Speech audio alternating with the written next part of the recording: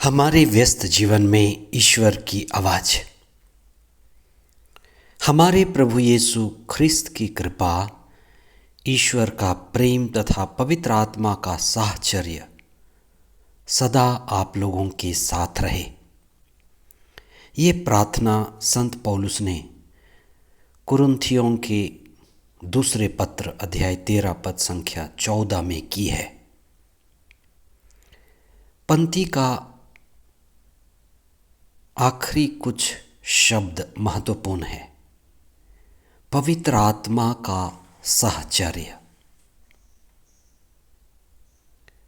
पवित्र आत्मा का हमारे जीवन में अत्यधिक महत्व है।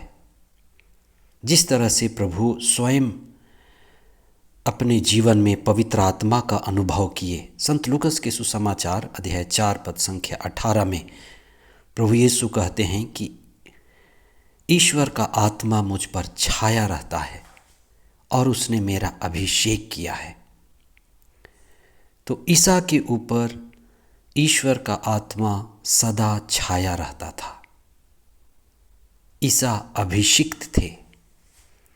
उसी तरह हरेक व्यक्ति, हरेक प्रभु भक्त, हरेक प्रभु को पुकारने वाला, प्रभु से जुड़ने वाला, प्रभु की संगति में रहने की इच्छा रखने वाला इस बात को ध्यान दे कि पवित्र आत्मा का साहचर्य जरूरी है। आज हम इस पर चिंतन करें। 29 अक्टूबर 2025 30वां सामान्य सप्ताह बुधवार।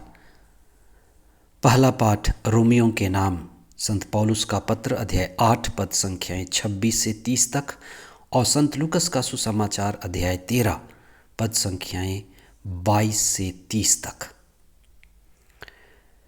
कई लोगों की ये शिकायत होती है, उन लोगों की जो बड़े लंबे समय से प्रार्थना कर रहे हैं लेकिन प्रार्थना में नहीं बढ़ पाते हैं। उन्होंने घर में प्रार्थना का स्थान बना करके रखा है,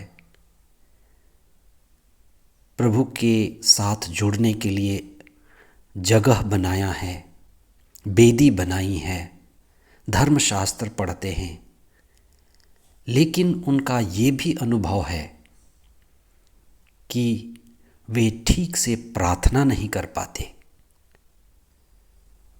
ईश्वर से जुड़ नहीं पाते और उनका ये भी अनुभव है कि प्रार्थना के नाम पर उनका बहुत अधिक समय व्यर्थ चला जाता है। नाम है प्रार्थना का, समय रखा है प्रार्थना के लिए, लेकिन प्रार्थना नहीं होती। अत्यधिक बाधा है, बाहरी बाधा, आंतरिक बाधा। प्रार्थना स्थल है, प्रार्थना की किताबें हैं, प्रार्थना का समय है, फिर भी आत्मा में नहीं जुड़ पाते, ईश्वर मिलन नहीं होता और वास्तव में अधूरी प्रार्थना, प्रार्थना के अधूरे रहने से आनंद भी अधूरा, जीवन भी अधूरा मालूम पड़ता है। आज संत पौलुस कहते हैं कि हम जैसे चाहते हैं वैसे प्रार्थना नहीं कर पाते और मनुष्य मात्र के लिए, शरीर मात्र के लिए बिना ईश्वर की आत्मा के, पवित्र आत्मा की सहायता के प्रार्थना कर पाना मुश्किल है। आप इस विषय पर चिंतन करें, अपने प्रार्थना का मूल्यांकन करें, व्यक्तिगत प्रार्थना का, सामुदायिक प्रार्थनाओं का, कि प्रार्थना के नाम पर हम बहुत कुछ करते हैं पर ईश्वर मिलन नहीं हुए, आशीष नहीं है, कृपा नहीं है, आनंद नहीं है। इसलिए संत पौलुस कहते हैं कि हम पवित्र आत्मा की सहायता लें, प्रार्थना में पवित्र आत्मा की सहायता अत्यधिक महत्वपूर्ण है। हो सकता है आप लंबे समय से प्रार्थना कर रहे हैं, पर पवित्र आत्मा के बिना प्रार्थना कर रहे हैं और आप प्रार्थना में दुर्बल हैं। शरीर दुर्बल है, शरीर बीमार हो सकता है, मन विचलित होता है, मन चिंता में होता है और संसार का आकर्षण इतना शक्तिशाली है कि शरीर को और मन को खींच लेता है। इसलिए हमारी आत्मा से जब ईश्वर की आत्मा, पवित्र आत्मा जुड़ती है तो हमारी आत्मा को खींचती है, हमारी आत्मा को सहारा देती है और हम चिंता मुक्त होते हैं, आत्मा पूर्ण होते हैं, आत्मा की संगति में होते हैं।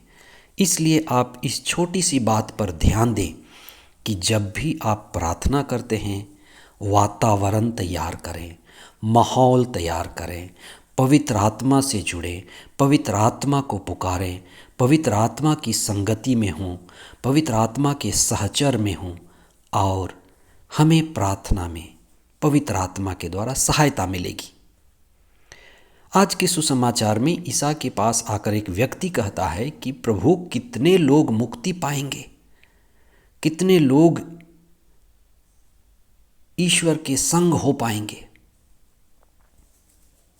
व्यक्ति शायद संख्या में जानना चाहता था, पर ईसा ने संख्या में जवाब नहीं दिया।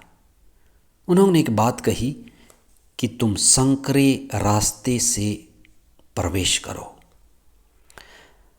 एक है चौड़ा रास्ता, जिसके बारे में संत मत्ती के सुसमाचार अध्याय 7 पद संख्या 13 और उसके आगे प्रभु का वचन कहता है कि कुछ लोग ऐसे होंगे, अधिकांश लोग ऐसे होंगे जो चौड़े रास्ते से जाएंगे।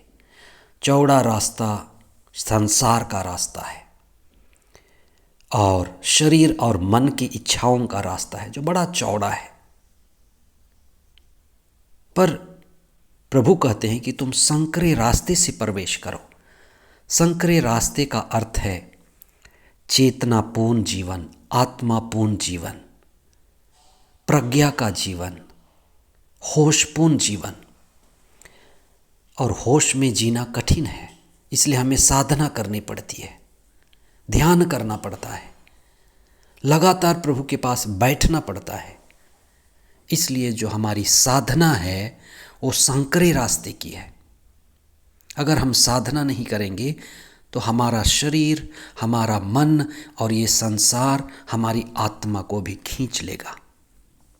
इसलिए प्रभु यीशु का ये कहना बहुत महत्वपूर्ण है, तुम संकरे रास्ते में प्रवेश करो। इसलिए जहाँ भी आपको मौका मिले साधना का, आप साधना में जाएं। व्यक्तिगत प्रार्थना द्वारा व्यक्तिगत साधना करें, जीवन को ही साधना बनाएं। अब प्रभु से जुड़ना ही साधना है।